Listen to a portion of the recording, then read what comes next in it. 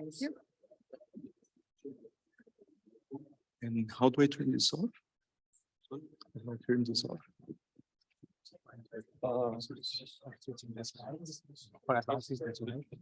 Yeah. And you can also click it. So then we need to. It works like this, huh? Okay. Spoiler alert. Too bad. Yes. Sorry. It's fine.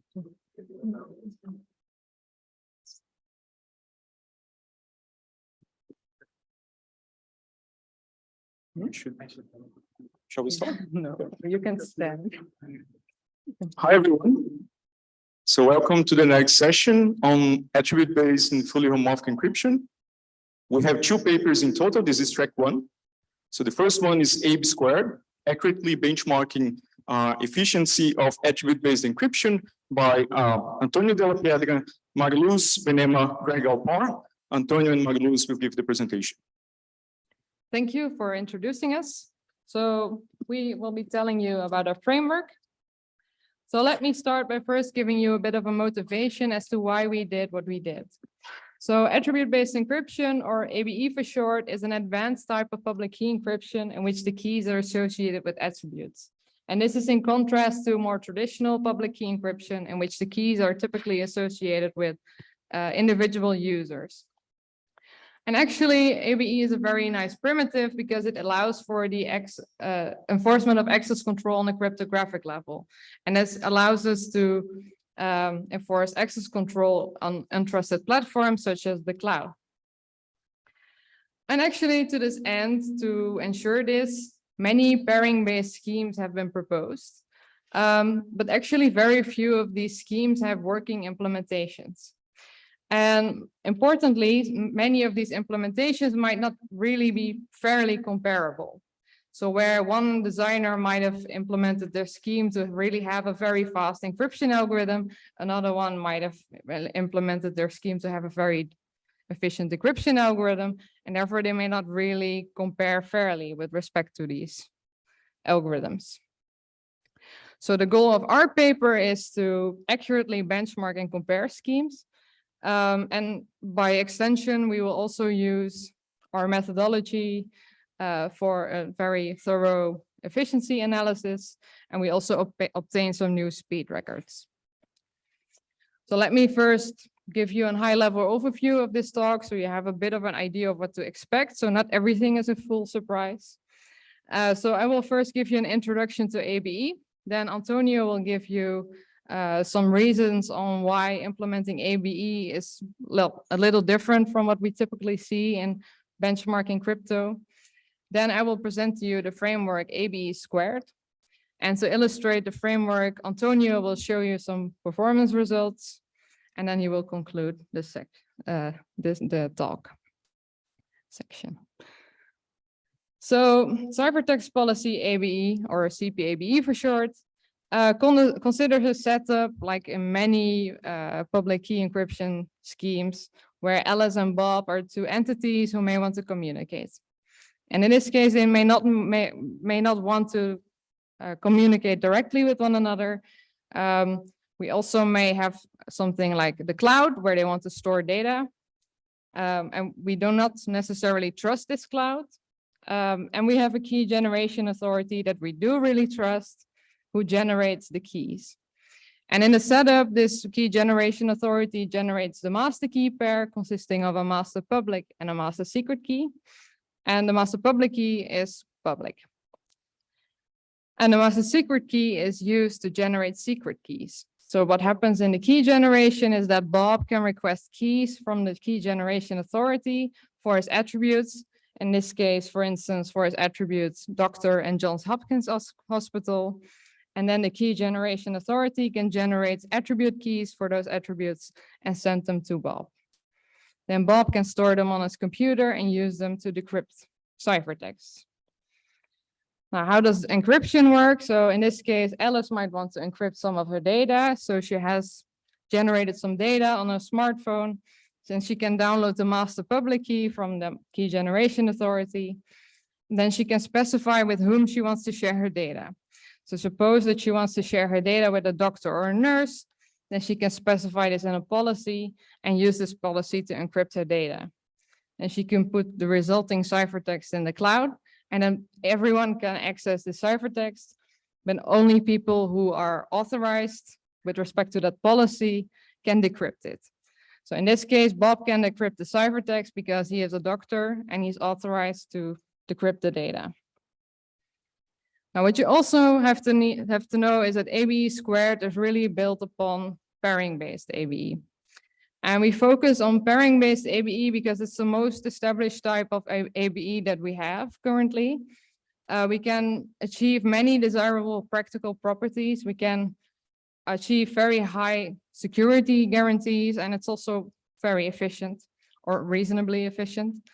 But I'm saying high security guarantees, what we know is that it's unfortunately not post-quantum secure. And with the increase in interest in post-quantum solutions, maybe a good question, why are you not considering this? Well, actually, there do exist some post-quantum schemes, but they're still very heavily under development. They cannot nearly achieve the kind of properties that we want to have for practice, or at least not as many desirable properties as pairing-based ABE can. So we would recommend waiting for a couple of years until more research has been done, more desirable properties have been attained, higher security guarantees, and then maybe do a similar work for that, for post-quantum ABE. And now, yeah. So why implementing attribute-based encryption is different? Normally, when we want to benchmark cryptography, we start with some make of choices, like the architecture, the CPU, the platform. All these parameters are important in order to obtain a fair comparison, at least when we are analyzing one scheme or a group of schemes. Then we implement and optimize them, perhaps with some type of strategy in mind. However, in attribute-based encryption, many people in the community rely on rapid prototyping frameworks, for instance, Charm. Then implement the scheme and maybe they will optimize some of the parts. This is, however, problematic. Because in attribute-based encryption, there are many variables that need to be optimized. First, the access policies that can be implemented using trees or matrices. Then we need to optimize the arithmetic and the group operations. We need to choose a pairing-friendly curve, and we need to address the topic of type conversion. All these variables are important and relevant to a type of application that we are designing. So for instance, if we wanted to implement a key generation authority, first we will need to obtain an optimized key generation variant, because the key generation authority will receive many requests to produce secret keys linked to attributes. And we want a key generation authority that is optimal and fast. So to address all this, we have created attribute-based encryption squared. So I will explain what ABE squared looks like, but also where it sort of coexists next to what you actually want to do, like apply an ABE scheme in an application. So here on the right side, we have described an ABE application with some steps that you need to take. And here we have the ABE squared framework. So it basically coexists next to what you want to do, apply it in an application. So what you can do once you want to use ABE in an application is make a list for yourself. What do I want from this ABE scheme? And then you can select some schemes based on that set of requirements that you have. And then start thinking, okay, what is the goal of this scheme? What do we want? Do we want key generation to be very fast? Do we want encryption to be very fast? Do we want decryption to be very fast? If you're in a setting with IoT devices where they encrypt, then you can say, okay, the design goal will become to really make encryption the most efficient, to really optimize encryption. So once you've done that, you can actually work on an optimization approach. And for that, we have designed the framework ABE squared, and it consists of 4 optimization layers. So first, you can think of the arithmetic and group operations that are in the lowest layer that need to be optimized. Then you need to find an optimal pairing-friendly group. Then you need to optimize the order of computations that you need to perform to do all of the algorithms, so key generation, encryption, decryption. And then you need to address the matter of type conversion. And what type conversion is, I will tell later, because apparently it is the most important part that determines the efficiency of the scheme compared to others. So it's really influenced by the design goal, which is a really important input to this approach. And we'll talk about that a little more later.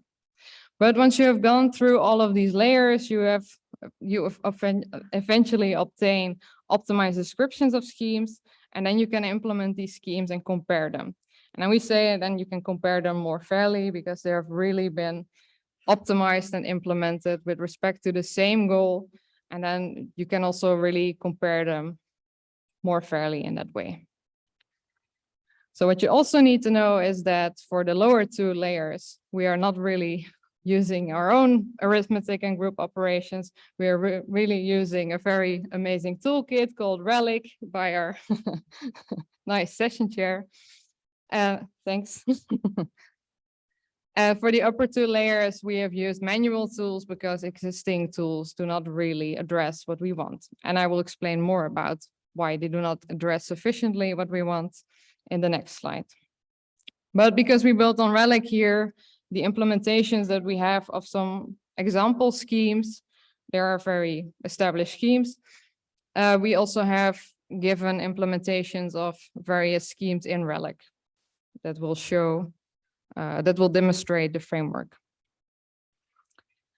So as part of our framework, we have given new heuristics. And why have we given new heuristics? Well, like I just mentioned, this has not really been sufficiently addressed in existing literature. So we do not know how to type convert schemes very well in such a way that we can really optimize them. Well, for things like optimized decryption. So basically, previous type conversion methods can type convert and they can take some optimization goals in mind, but only for instance, the key or ciphertext sizes. And this does not really have a clear link with decryption. So we really needed to devise new tools to do that.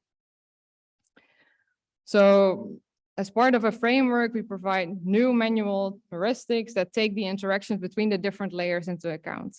So basically, we really take all of the other layers, so the arithmetic and group operations, the order of the computations, the chosen parent-friendly group into account when doing the type conversion. And that actually allows us to better optimize, for instance, the decryption algorithm than previous methods allowed. So what is type conversion? Because I've mentioned this thing a couple of times, but I haven't really mentioned what it is. So to give you a high-level idea, so type conversion has to do something with the pairing. So a pairing is a function E from two groups G and H to another group GT, where all of the groups have the same order P. And typically for this pairing, we assume in theory that G and H are equal. But in practice, we typically see that they are not equal. So what you want, and actually more importantly, is that, well, they are not equal, but the efficiency of all of the arithmetic and group operations is also not equal. So it matters how you instantiate in that. So type conversion really considers how to convert the scheme from the setting where G and H are equal to the setting where G and H are not equal. And now you can think, does this matter? Can you not just do something? Well, there are actually many ways to instantiate the scheme in G and H. And well, a sort of problem, but it's also like a nice thing about this is that each instantiation also performs differently.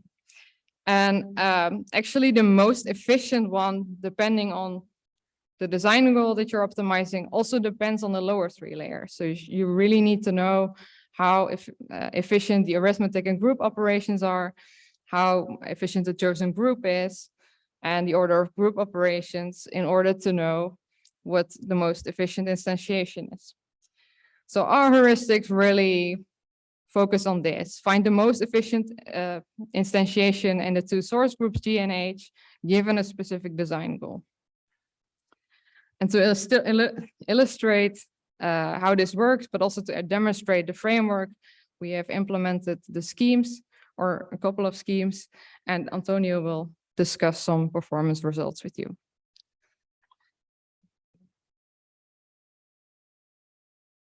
So let's take, for instance, the Waters 11.1 scheme. We will implement it using the BLS12 381 curve. We will use Relic, and we will use all of our heuristics. The heuristics for optimized encryption, optimized decryption, and optimized key generation. If we take a look to key generation, we see that the variant that has been optimized for encryption or for decryption takes around 143% more cycles than the variant that has been optimized for key generation. If we take a look to encryption, we see that the variant that has been optimized for key generation will require around 153% more cycles than the variant that has been optimized for encryption. And finally, if we take a look to decryption, we see that the variant that has been optimized for key generation will require around 8% more cycles than the variant that has been optimized for decryption. In this case, the percentage is small in comparison to the other results, because in ABE, in the decryption algorithm, there are mainly pairings, and there are less operations in the first and the second group. So what we see here is that the design goal really influences the type conversion. And in this case, at least for the BLS12 381 curve, it produces a difference of a factor of around 2.5 in terms of computational cost.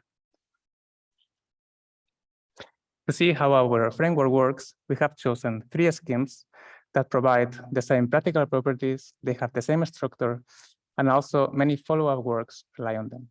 So the first scheme is the Waters 11.4 scheme that is provided by Charm and OpenABE. The second scheme is the Roussellakis Waters 13 provided by Charm.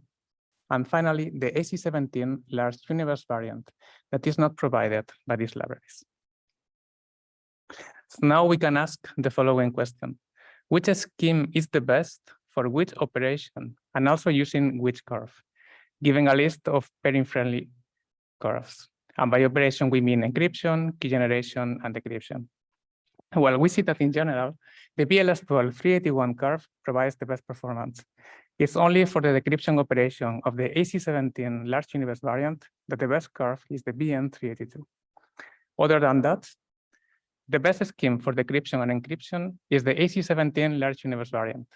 And the best scheme for for key generation is the Roussellakis Waters 13.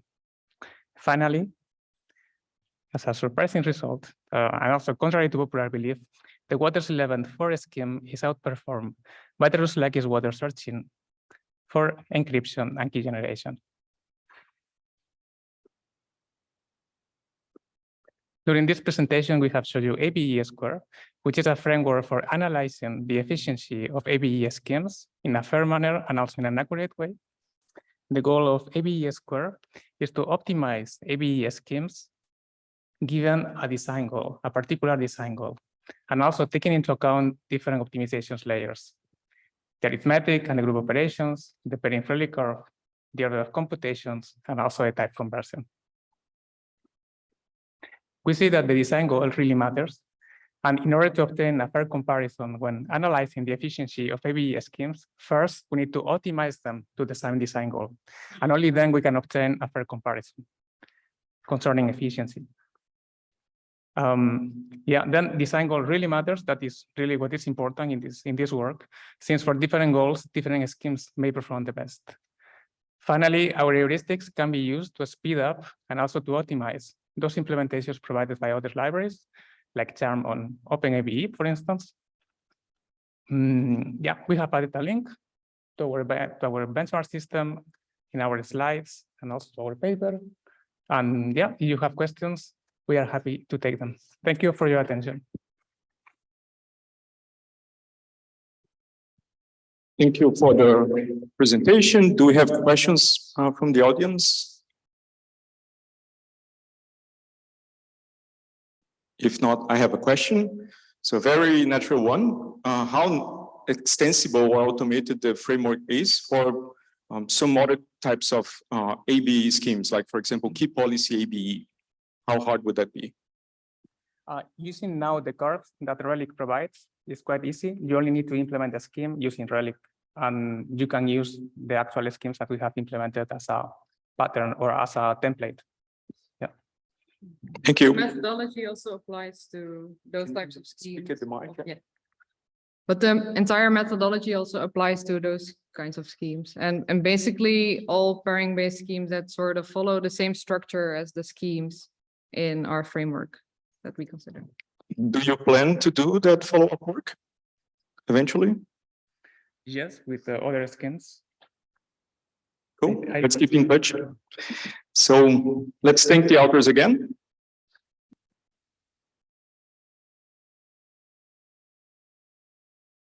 And now our second paper, it's fully homomorphic encryption over the discretized torus by Marc Joa.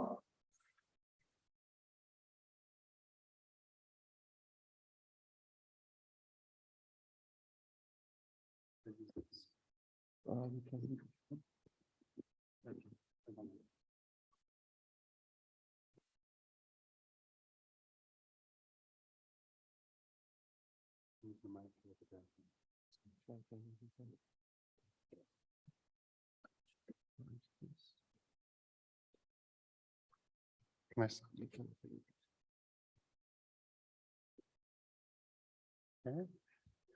So, hi everyone. Do you care about privacy? Have you ever dreamed about a safer internet? Would you like to use application where you don't have to worry about privacy without any data leakage? And this is actually the promise of FHE. This talk is about a SOC paper, so I won't cover everything that is in the paper because I don't have the time to do so. So I will only focus on what is fully homomorphic encryption, and then present what is programmable bootstrapping and present some application thereof. But of course, so you can read the paper to learn more. So FHE is just encryption. So as the name suggests, so you can encrypt, you can decrypt, but you can do more. So given what is known as an evaluation key, which is a public key, anyone is able to evaluate any function of unencrypted data. So it means that if you are given access to the encryption of X, you can also compute the encryption of f of X for any function f. So you see that it's in this example, so the same key is used for encryption and decryption, but in the case of fully homomorphic encryption, so there is not such a distinction. So because there is a generic way to convert any symmetric key encryption into a fully public key one. So now if you apply this, let's say for machine learning, so this is very powerful because in this case, there is a user that has some private data. So the user encrypt the data, send it to some cloud provider. And the beauty of it is that for the cloud provider, there is no need to decrypt. So the cloud provider can operate over encrypted data. So then it does the computation, gets the result, which is of course encrypted. This is sent back to the user decrypts and gets the result in the clear.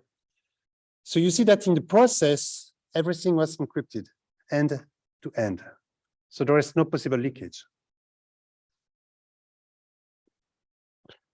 So the first solution, I mean, the problem has been open for quite some time. And the first solution only came in 2009. And this is the work by Greg Gentry. And at that time, so he was working on at the bit level, and he was able to compute the XOR of 2 bits and also the AND of 2 bits. And as you know, so if you're able to compute the XOR and the AND, you can do whatever you want. So the XOR was pretty fast, the AND not so.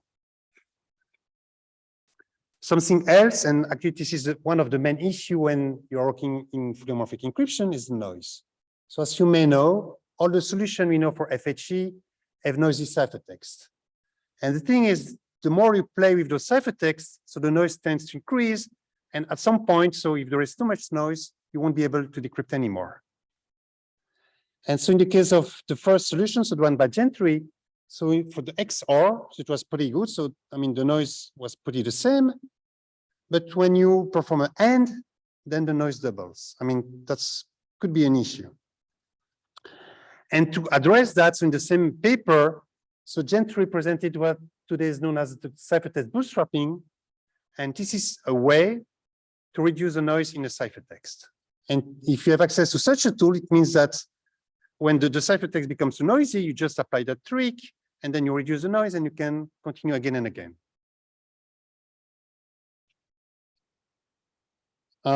So that's, as I say, so that's the main issue. So what we like to do is to keep the noise below a given threshold so that decryption is possible. And the solution to do that, so please meet Greg Gentry, so if you don't know him. And as you'll see, so the solution is easy and also very beautiful. So assuming that you have that yellow box, that computer function f, so on input x, you get f of x.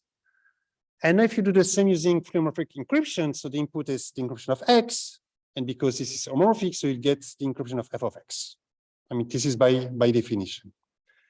And the idea of Gentry was to use for that f function the decryption algorithm. So now assume that you have that yellow box, so that yellow box will compute the decryption of a ciphertext.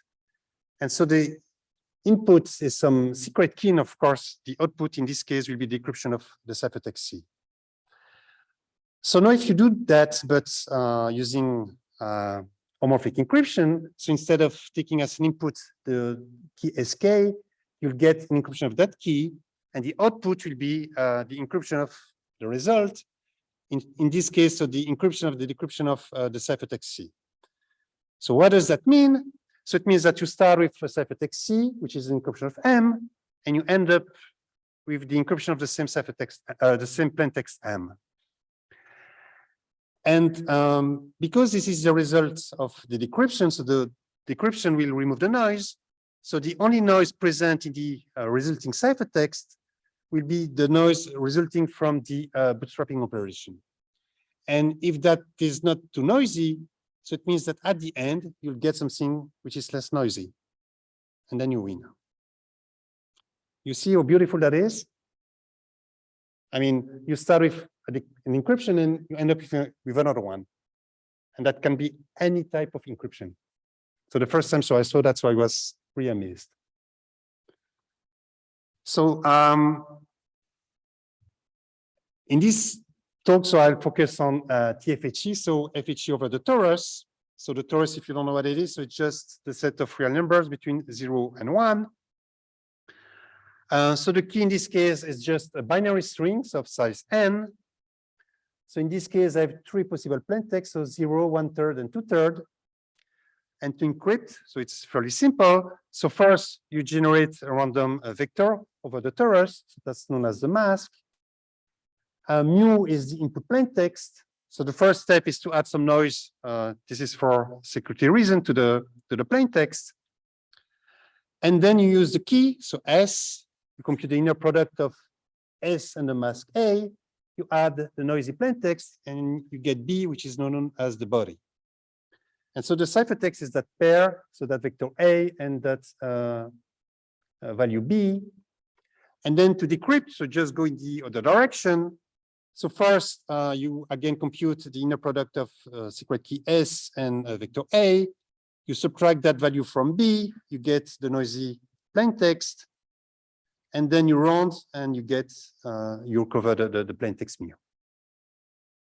Okay, so far so good? Yeah. So in practice, so we don't really use a torus because I mean torus needs infinite precision. So what we'll do, so we'll just use L bit of precision, and so we'll represent any torus element as a fraction, where the numerator is an integer mod q and the denominator is q. Okay, so actually, so we don't really work over the torus. I mean, you can do everything so using a mod q arithmetic.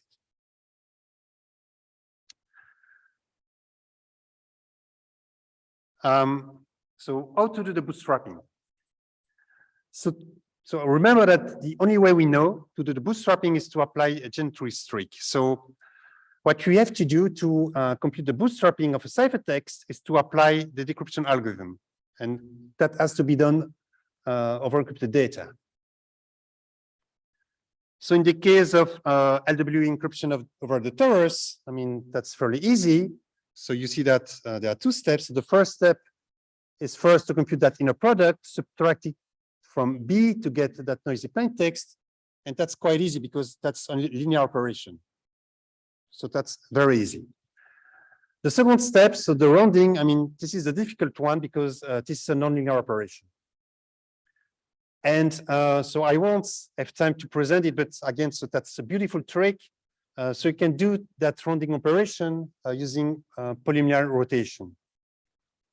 So if you never saw that, so please look at the paper. So it's truly, I mean, a very nice way to do the rounding. Again, so if you want to improve on that bootstrapping, so instead of relying on polynomials to do that operation, so maybe you will find another trick. And that will give you a better way to do the bootstrapping. But today, I mean, that's the better way we know. So but maybe so you'll find something else. But that's really the tricky operations, how to do the rounding homomorphically. Okay.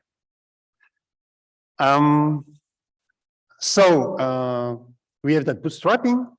So it means that you start with a noisy ciphertext and you end up with another ciphertext, but with less noise in it. And in the case of TFHE, so this is pretty fast. But we can do more.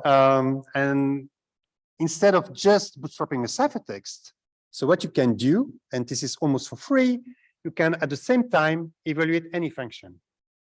So it means that you start with a noisy encryption of X, and you end up with another encryption, so the encryption of f of X, with not too much noise in it. And this is, as I said, basically for free. So it just costs you one bootstrapping. And another application of that is neural networks. So in a neural network, so you have several inputs. Then the first step is you have some weights. So you compute the linear combination of those weights and your inputs. You add some bias. I mean, that's very easy to do because, again, this is linear. What is difficult is to evaluate that activation function. So this is a nonlinear function, and it has to be nonlinear. Otherwise, so you won't learn anything in the process. So typical activation function are the ReLU function, the sine function, the sigmoid, or the 10H. And because you have that programmable bootstrapping, so it means that at just the cost of one bootstrapping, so we can evaluate that activation function. So all those in the product, so this is easily computed just using leveled operation. And for the activation function, so we use the programmable bootstrapping. So just to give you an idea of how fast this is, so this is timing I got on my laptop. So this is just a regular PC. And you see, and all those timing are for the 128-bit security level. And so you can see that it can cost, I mean, in the best case, just 15 milliseconds. And so depending on the parameters, so degree of the polynomial, the size of the LWE dimension, so you see that that can increase, but you see that it's pretty fast.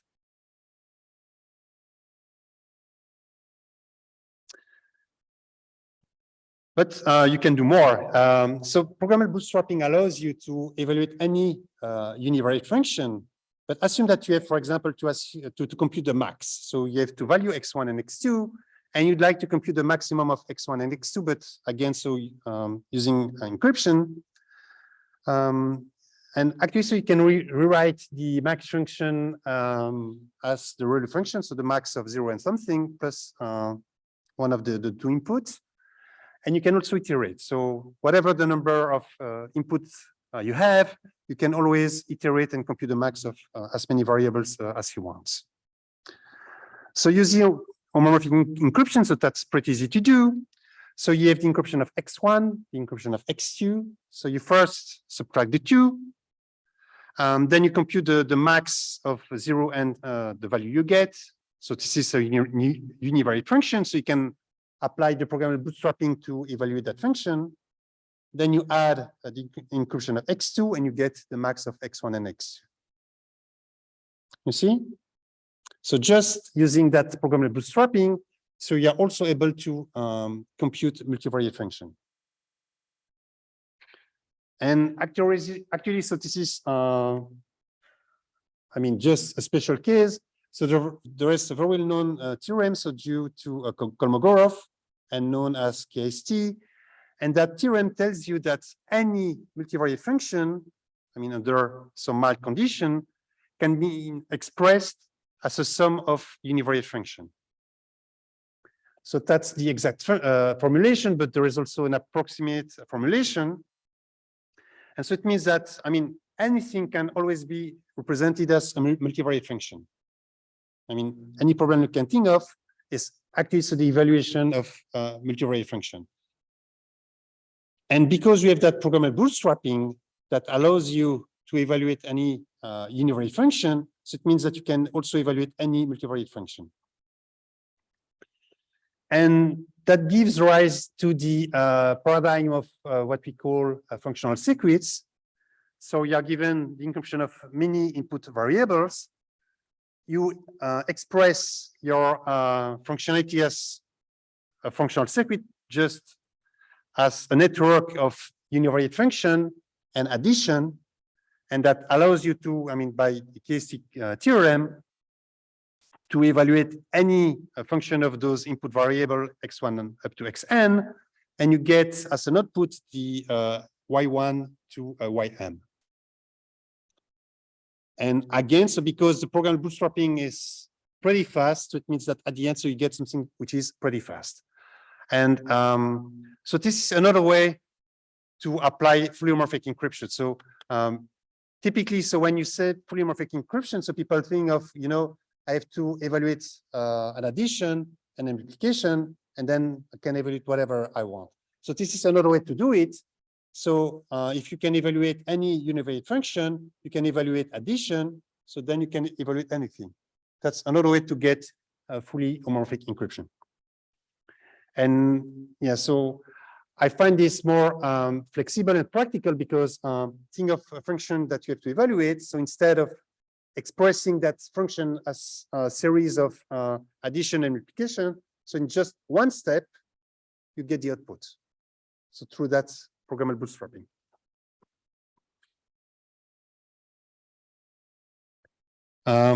So concrete is the library. So we have developed at Zama. So that one is available on GitHub.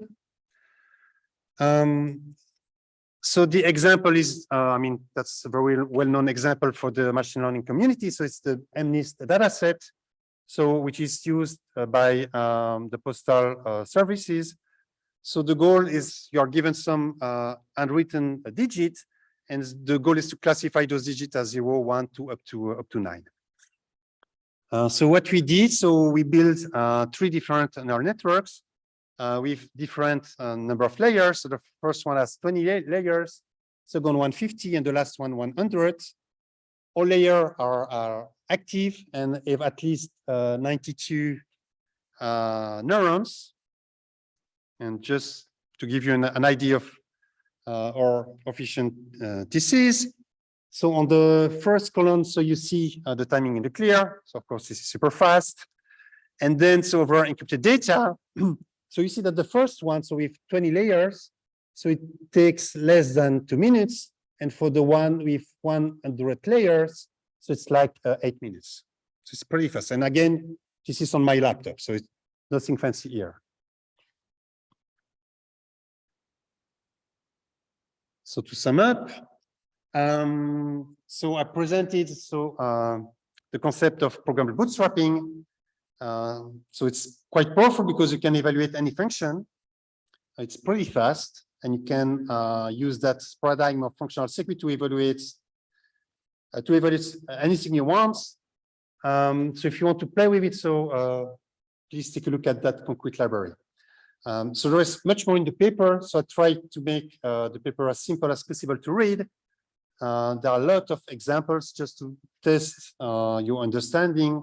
So I really tried to make, something easy to read. And yeah, so yeah, that's it. Thank you.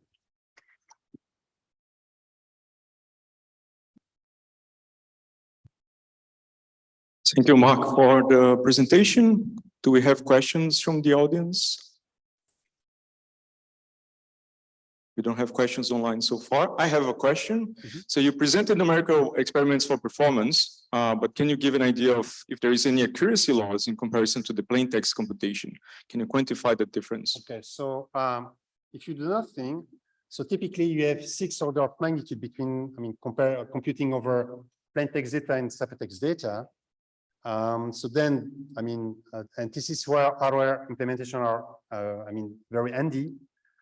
So you may expect to get, let's say, I don't know, 3 or 4 order of magnitude. So if you move from so CPU, then the GPU, FPGA, and then to ASIC. So, and I believe this is where, so we have to look at. So I think that, so unless we find something completely new, I think the next step is just to invest in hardware implementation. So that's the way to improve performances. Okay. There are more questions. So I should note that this was the first ever SLK paper accepted to CHES. It's an innovation from this year, which is very nice. And because it's an SLK paper, I think I can ask, has anything really interesting come up in the literature since the paper was published that's maybe worth mentioning about the programmable bootstrap or some improvement? Sorry? So if there is anything that appeared in the literature since the paper was published or accepted. So also right in the paper section. So we've, very recent improvements. Or, it's just 1 page, but yeah. The topic is, always under development. So it's very active topic. So yeah. Perfect. Yeah. Thank you. And I think let's thank Mark again.